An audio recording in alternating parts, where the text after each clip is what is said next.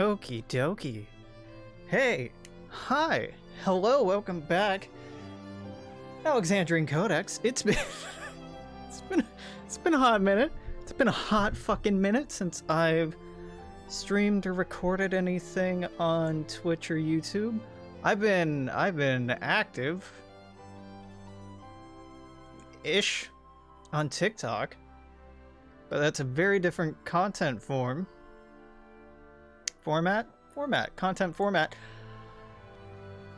So we're back in the fucking bowels of the beast today, playing a little Victoria 3. And by playing Victoria 3, I mean talking about modding Victoria 3.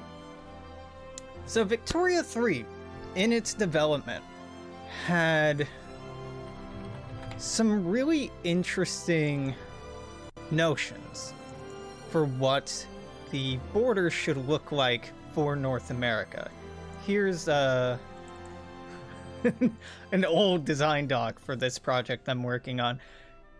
In Dev Diary 33 for Victoria 3, they showed off some preliminary... Let's get this into something where we can actually see it. Preliminary layout for First Nations. Right, because this is a fucking Word document. It's... Alright, fine. Victoria 3, Dev Diary 33. 33? I just read it. It's a lot of threes. 3333. They talked about... Someone drafted a proposal for implementation of decentralized nations in North America. There's already some compromises in this version. Yeah, there's some extreme compromises in this version. Here, here, here, here, here, here, here, here, here, etc. People have been consolidated into larger polities, absolutely the case. Some state borders have been followed largely just having one or two provinces on the other side of a straight line. State line can create regions too small to benefit anybody or anything. 400 pops living in state X aren't able to provide enough men to contribute a single battalion, among other things. This design isn't just for decentralized nations, it's also something we do elsewhere in the world to maintain balance, historical accuracy with gameplay.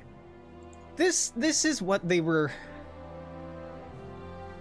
workshopping at this point, and even this is a huge concession. Shoshone have been entirely cut.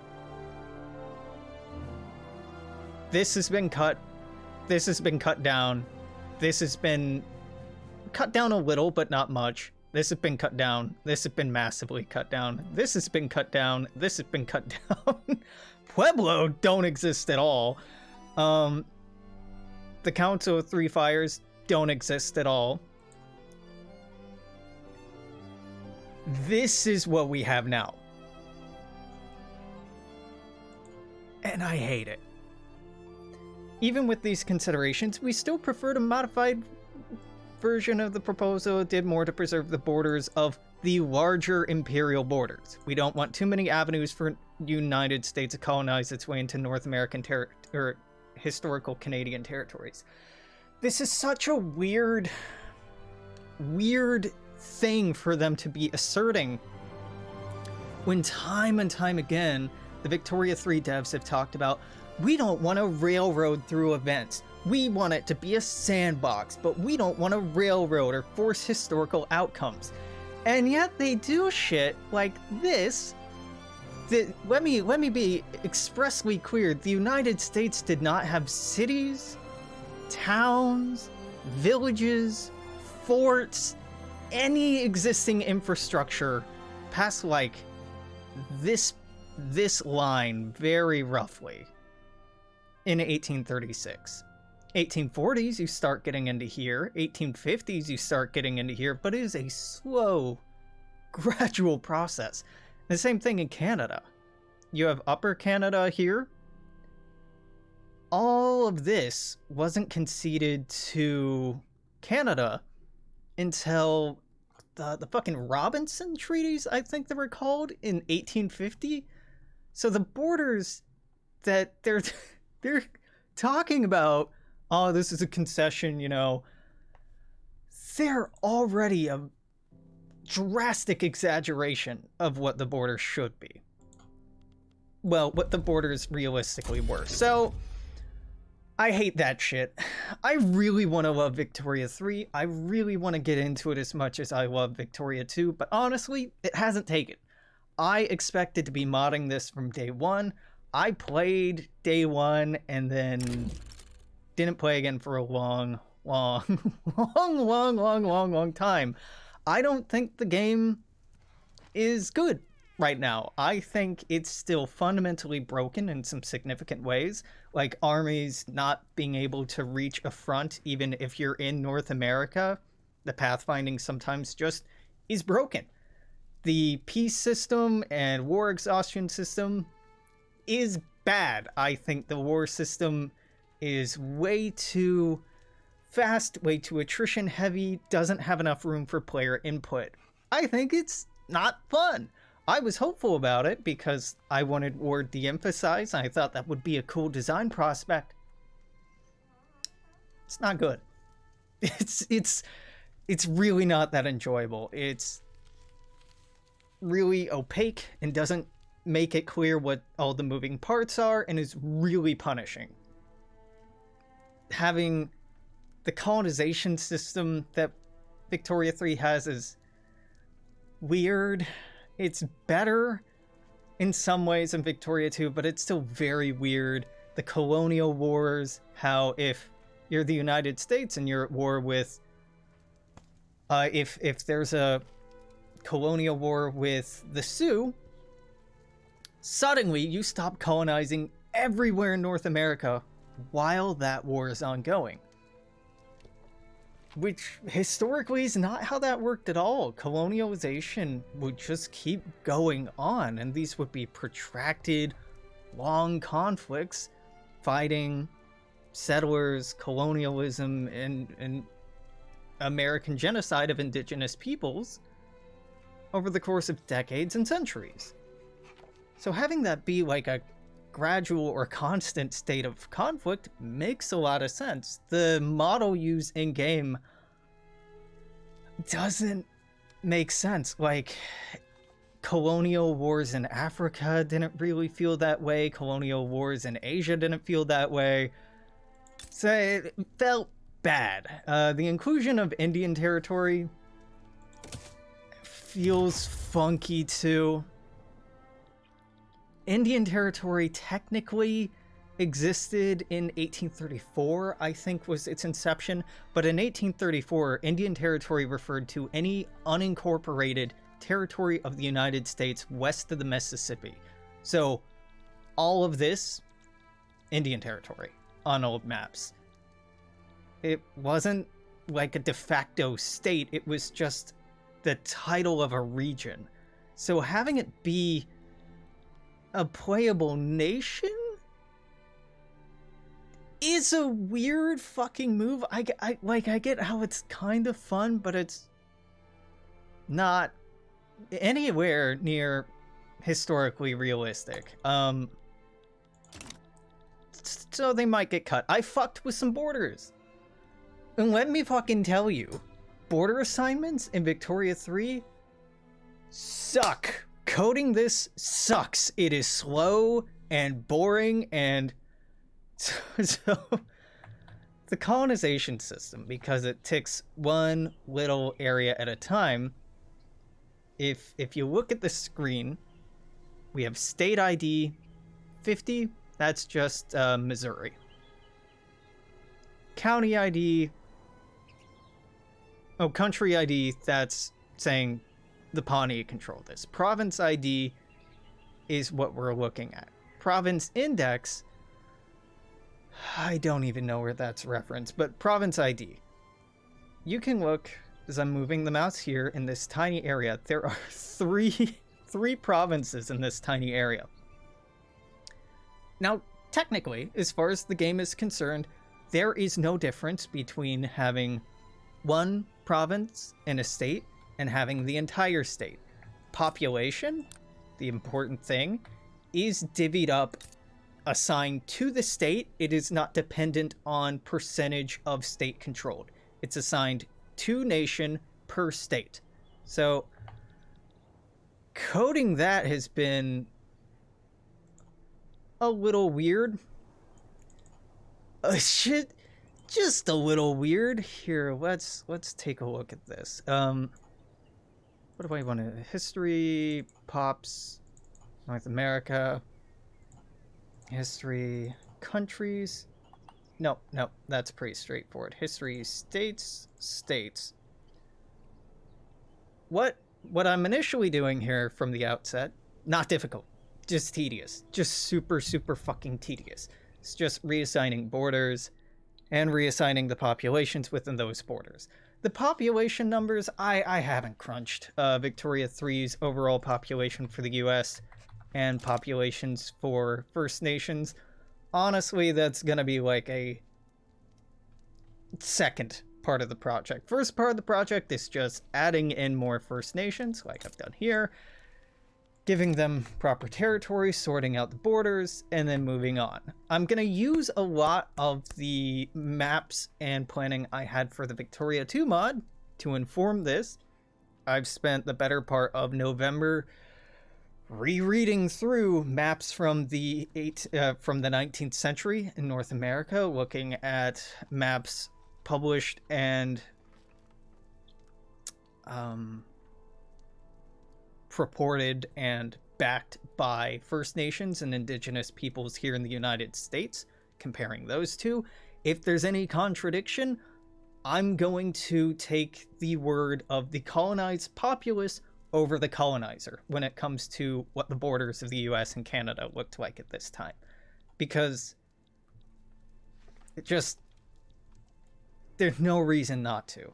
At game start, all of this controlled territory in North America to make the borders pretty, there is not a single Yankee or Dixie pop in this entire fucking area, but still the US controls it somehow. It owns it. We can get into a really nebulous, really annoying philosophical conversation about what does it mean to own land? What does a border mean? Effectively, the running definition I'm going to use is that a border represents power projection. How far, or the limits to where a state's power can be exerted without being challenged directly. It doesn't mean that everything within the border is homogeneous. It doesn't mean that the state can execute absolute authority within its own borders, because oftentimes that's not the case. But it does mean that the state is capable of utilizing police forces, military forces, a political force within that territory uncontested by external powers. And the notion that these First Nations land counts as uncontested, no.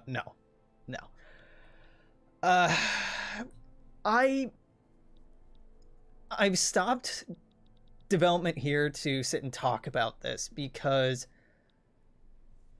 in the dev diary, they briefly talk about something pretty fucking important. Peoples have been consolidated into some larger polities. This is unfortunately going to be a reality. Here we can see how they do it with Shoshone. The Shoshone can be roughly divided into Southern Shoshone and... wait a minute. No. Shoshone are right. I'm thinking of Paiute. That there are Northern and Southern Paiute. I'm probably just gonna combine them into Paiute. Like the notion of... I forget the Anglo word. Sioux Nation?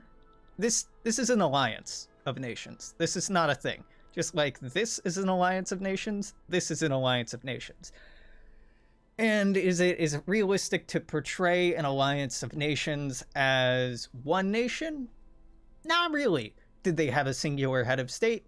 Not at all. Did they operate with one government? In no way is that realistic representation. But to conform to the requirements of the game and the game mechanics. That's how they're going to be represented. We can see here. That's just kind of a concession we have to make. Well, maybe not have to, but that's just a concession I'm going to be making here. I'm not super happy about it, but c'est la vie. I fucked around with Mexico and Texas border a little bit. Texas is really hard to tell where the Comanche border should or should not go to, because Texas at this point is barely a rebelling state. Their ability to project power is highly questionable at this time outside of Austin, outside of Houston, outside of really this area right here. Not even up. Oh, I can't even drag select. Not even this region up here. This was largely indigenous with maybe some farmers. It should really just be here. I thought, like in Victoria 2, changing the borders between these two states from being all of Texas to half of Texas might affect the combat taking place here. It doesn't. It fucking does. I hate the Victoria 3 combat because closing or shortening the width of the front should help to balance it in terms of the defender. In the test games that I've run, Texas just gets annexed over and over and over and over and over and over and over, just like in vanilla. Occasionally I've seen Texas win the initial battle, push out to take Mexican Texas, then bounce up to take Mexican New Mexico for some reason, and then get cut off and then destroyed. The AI is terrible. A weak point that I need to get out there with: yo no hablo español. Yo no comprendo español. I'm a gringo, unfortunately. So when it comes to indigenous nations and indigenous peoples and indigenous histories in Mexico, I am woefully ignorant. I've been able to educate myself to some extent, to exhaustive effort, when it comes to the United States, and to a much lesser extent Canada, because I can read English, and that's the lingua franca, right, of these regions. I don't speak Spanish. I can't read Spanish, and auto-translating Spanish is serviceable. Like, I know enough root words, and like my mom's Brazilian, so I was taught Portuguese growing up, and I've taken Spanish classes, just none of it stuck. So like I can make sense of it, but it takes me a while. I'm not able to engage academically with Spanish, so when it comes to digging around in archives or looking up historical resources or vetting things, I am not very good at it. I know of like two or three indigenous nations that I would be adding to Mexico, and that might be it. Like I could add like de facto vassal states to like California and oh my god,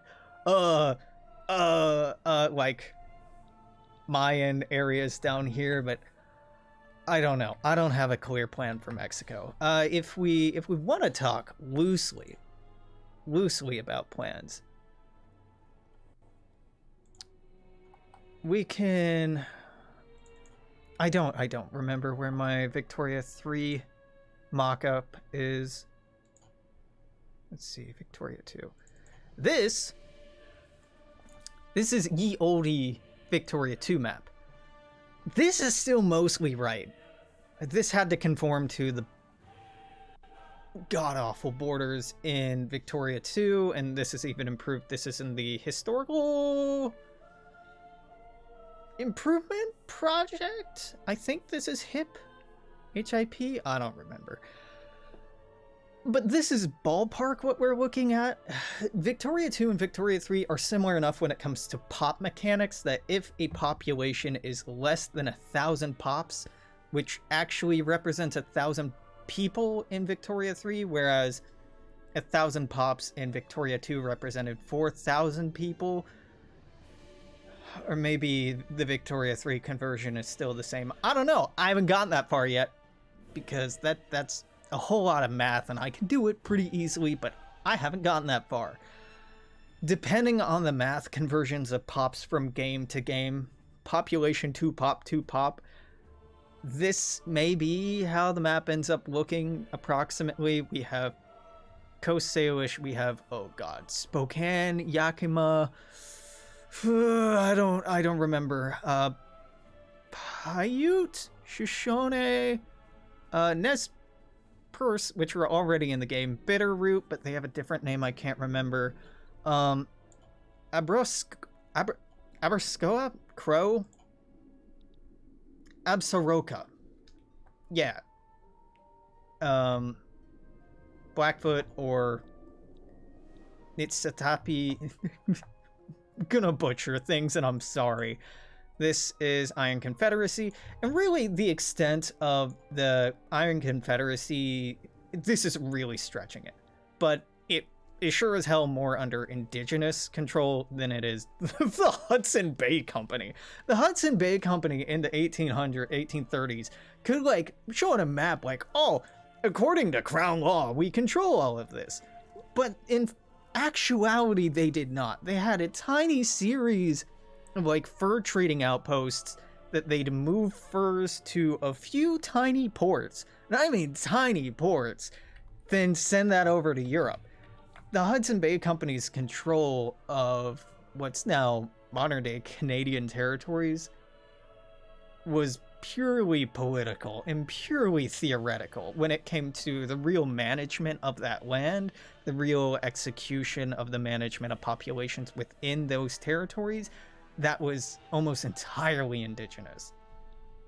Like, if we also look in this directory, where are we at? Maps.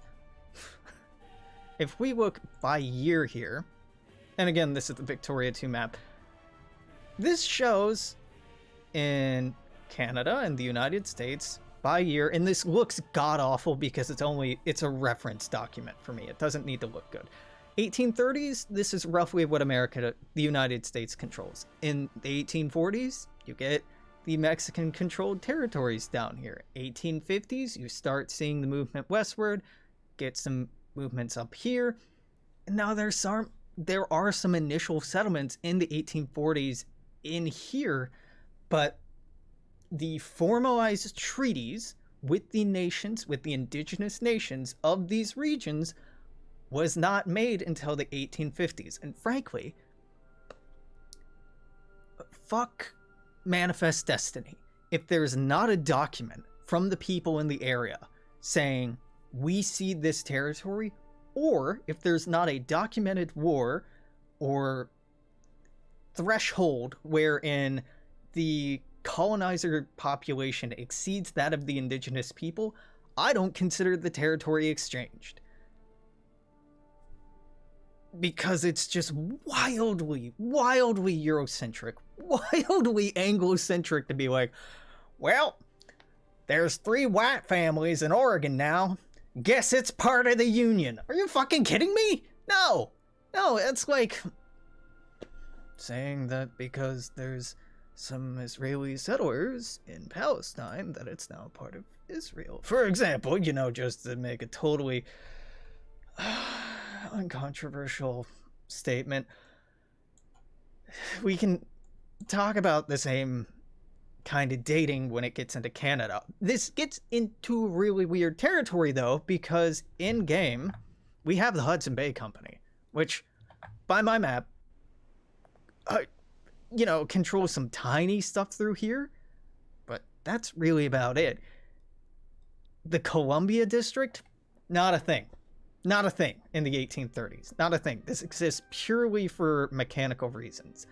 The line, the asinine lie in a line between, oh, well, we don't want a railroad, and then the great effort they put into railroading in North America. It's just such a weird contradiction. It's fine. It's not a huge deal, but it is perplexing.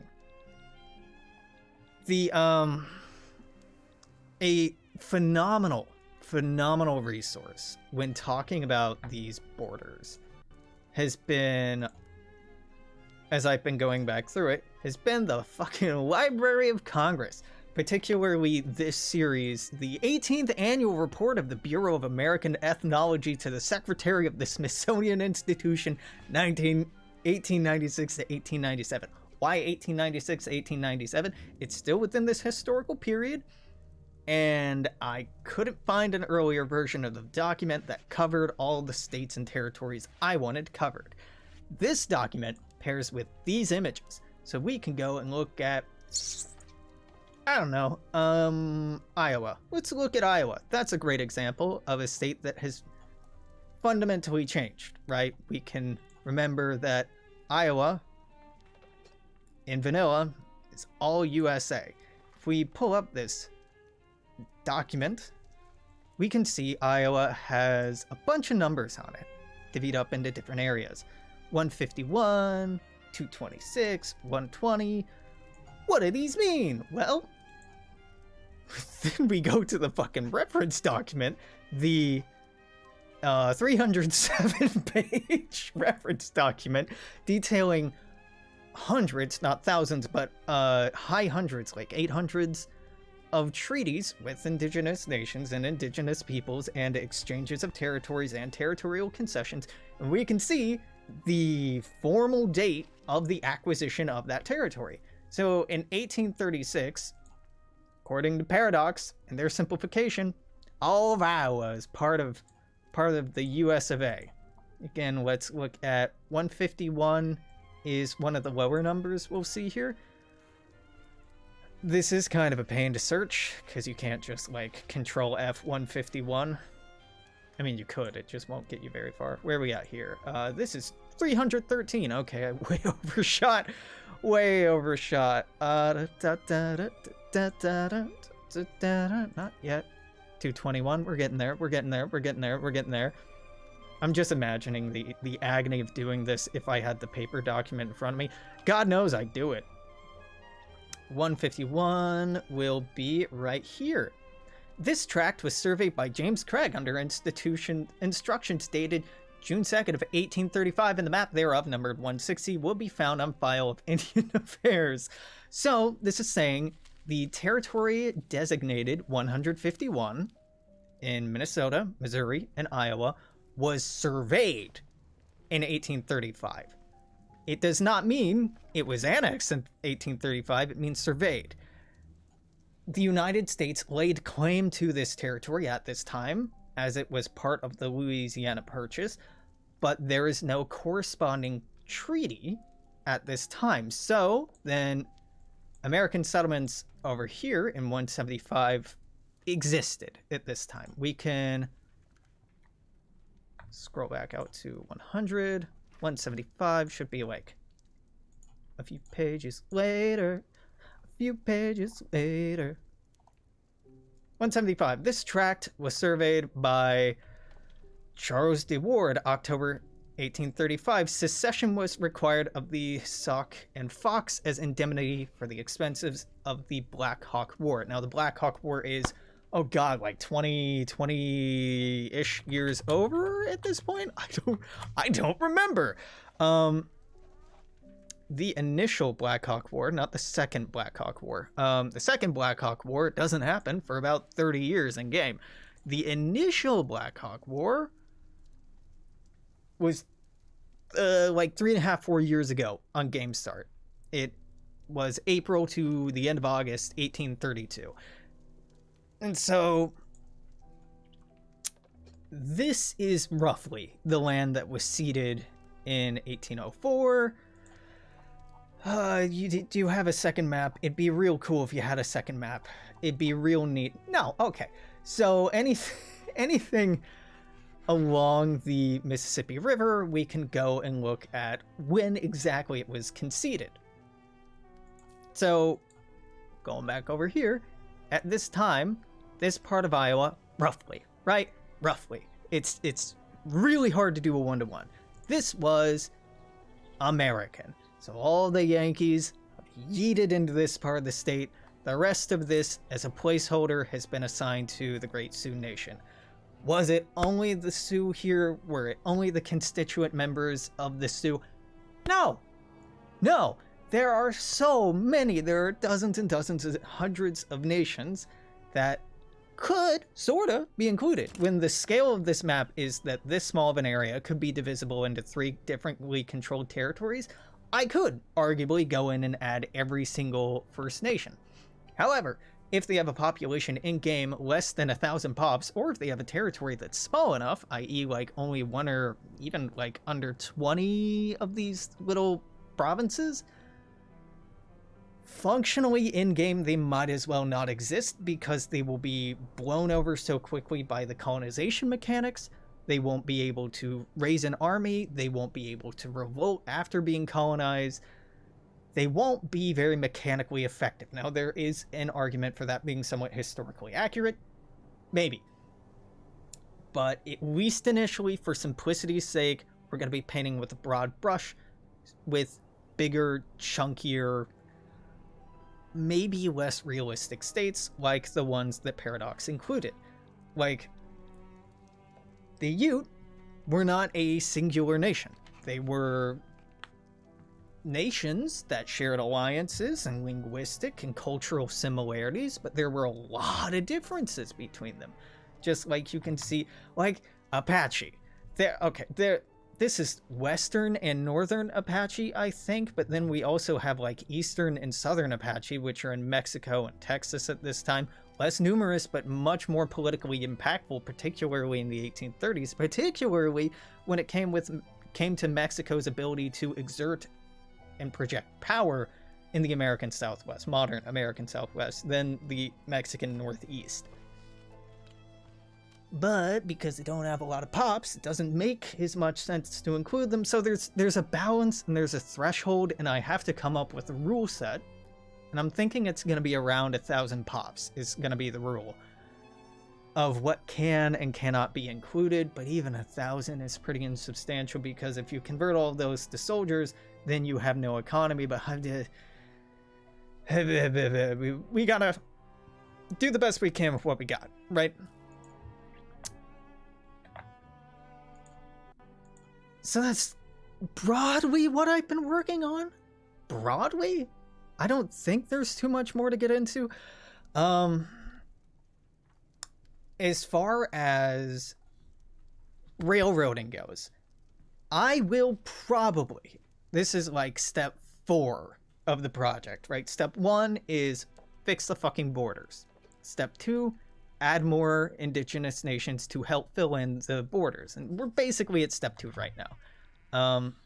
Actually, there's some changes to Canada I can make right now. So let's go to Ontario. So I can do a quick fun little demo to show off how I've been doing this. So we have the pop history for North America open. We have the state history for everything open right here. Yeah. So we can see in the state of Ontario, the Hudson Bay Company and Ontario both control a swath of territories. Each of these little mindless series of letters and numbers is a province. I get why they did it this way. I do. I hate it.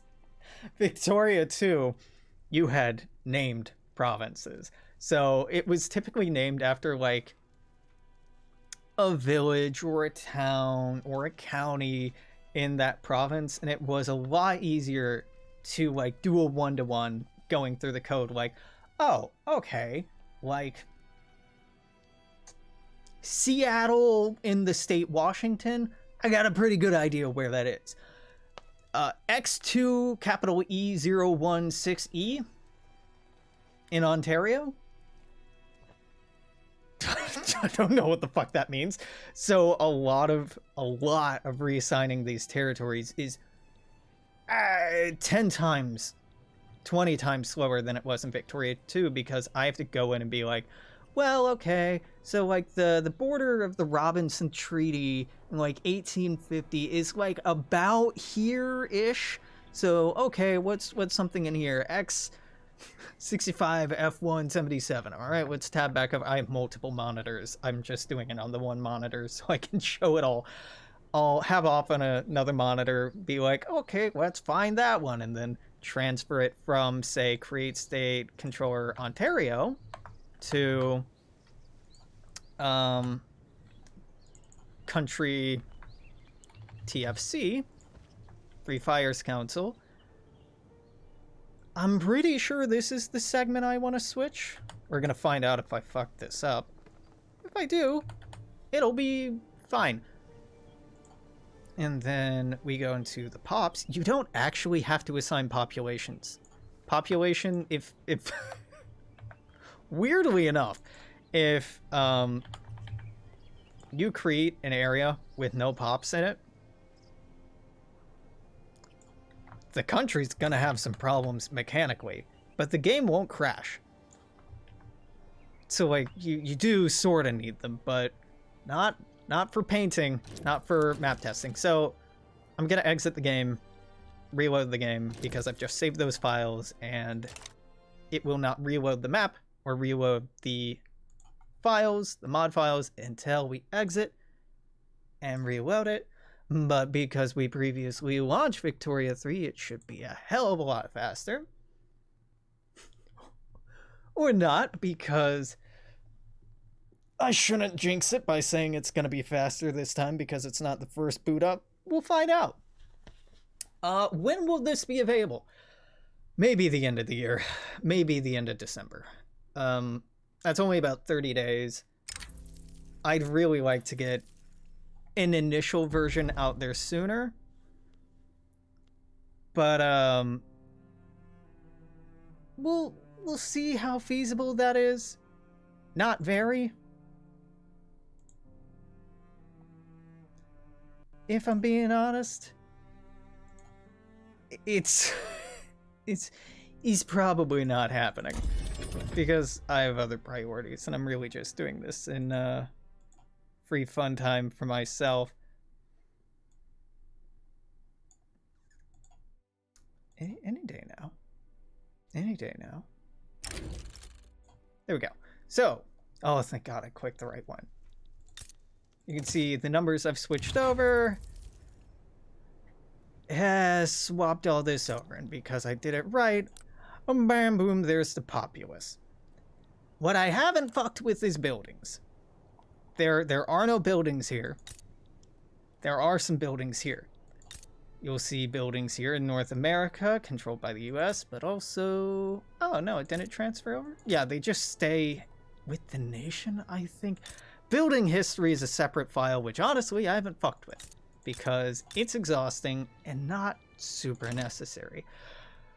So yeah, that's really all I wanted to ramble about today, was just actually sharing that I've started working on this, that I'm going to continue to be working on this, despite my qualms with Victoria 3 as a game, despite not finding it as satisfying mechanically as Victoria 2. This is a project that meant a lot for me to research and work on for Victoria 2.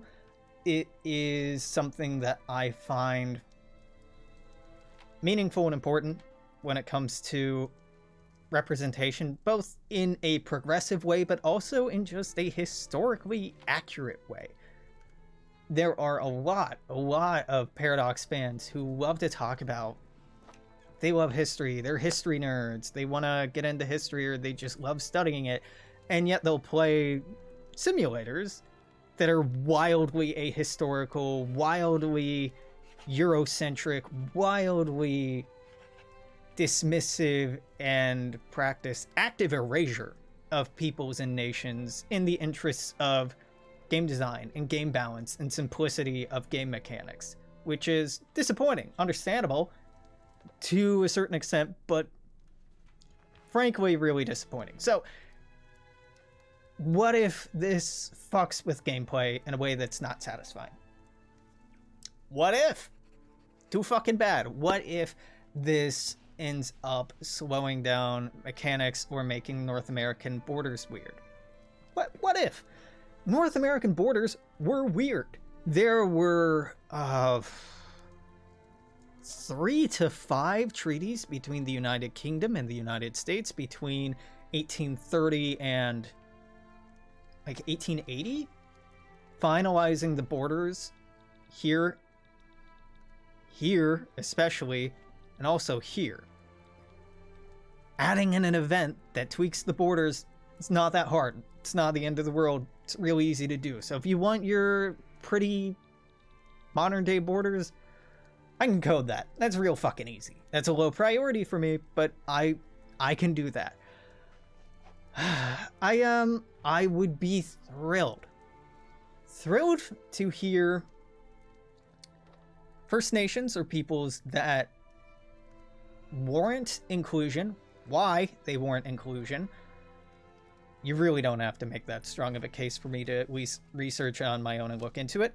I would love to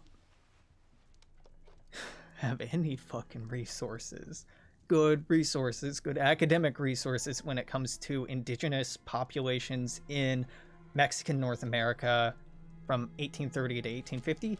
That'd be super helpful. Super fucking helpful.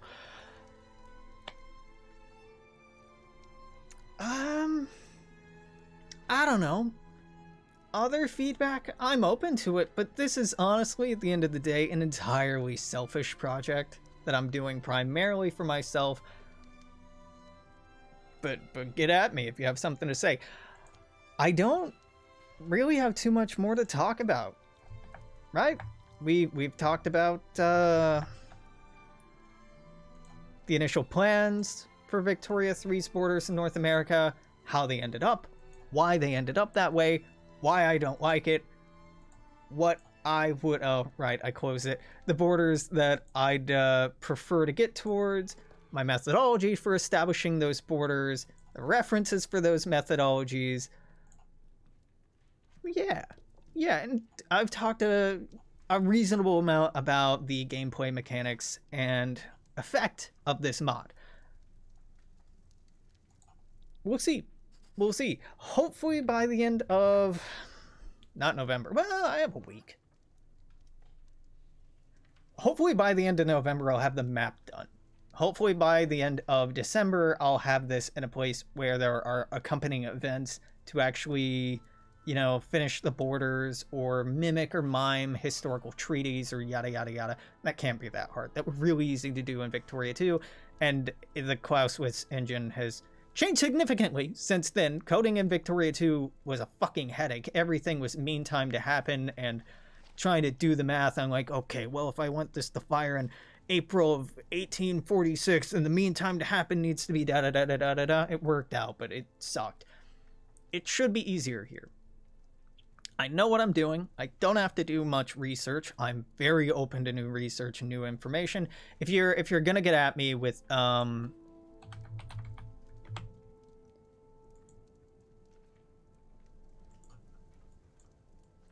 this map, suggesting that this is a good way to learn about indigenous, just not gonna load the Atlantic coast. Okay, that's fine. If you're gonna get at me with native-land.ca, it's a great site. This is a great place to start if you are trying to look into indigenous peoples and histories within certain regions in the United States. Well, in North America, and increasingly in other regions. This is really populated over the years and is an incredible, admirable effort. However, again, I can and will go through all of these different nations and peoples within Mexico, but that is time consuming.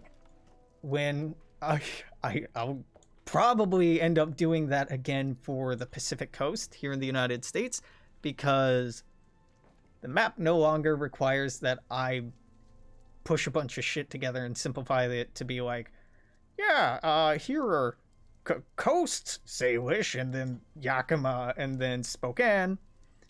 It looks like I don't need to do that anymore with the new maps. Maybe I will anyway, but these regions could get a hell of a lot more colorful and more cool. That's super exciting.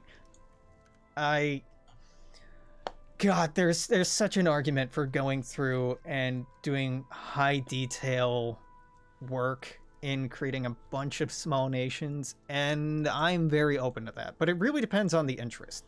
If other folks are interested in the mod and its progress and actually seeing it come to development, having feedback as to what you would like it to look like when development is done is wildly helpful for me reining in the scope of this. If I'm just doing it for myself, I'm probably going to cascade into ever-increasing levels of complexity, which is not conductive to a finalized project. It's a really good process for me to learn, me to expand my worldview, and me to expand my knowledge base, which is a big part of what this is an excuse for. Like, for example, right now, I have no nations included in upstate New York. However, at this time, there are populations of indigenous nations that have not signed treaties conceding all of their land yet in upstate New York. They have over 1,000 people at that time. So, there's an argument for adding them.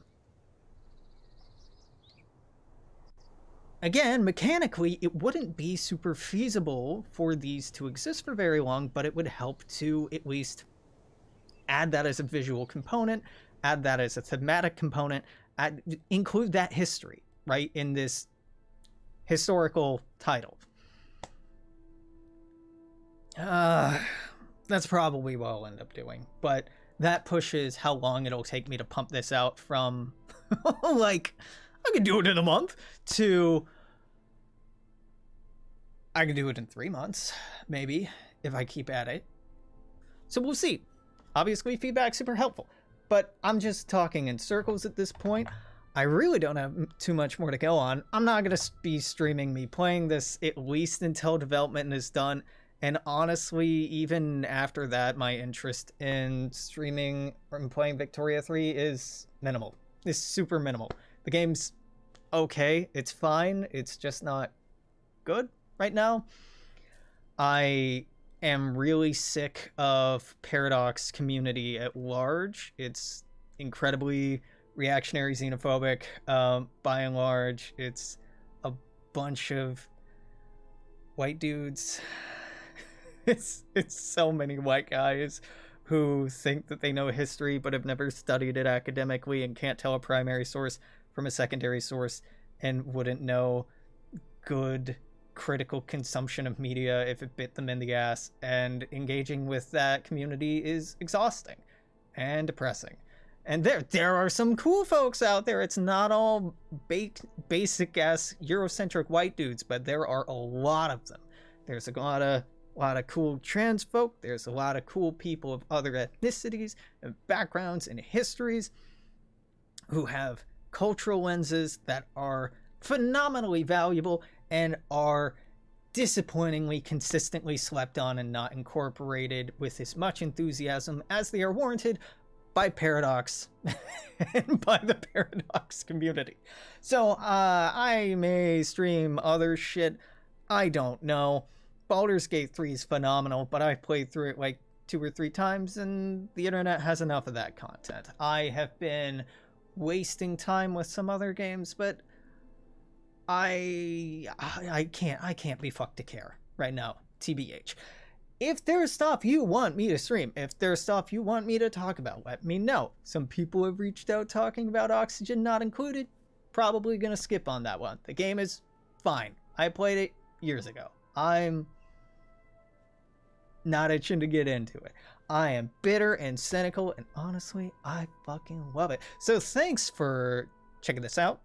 thanks for sticking around. I would love to be posting consistent updates. Maybe I will. Probably won't, to be honest, until later. Whenever that happens to be. I'm going to be saying toodaloo. Take care. I'll see you then. Bye-bye.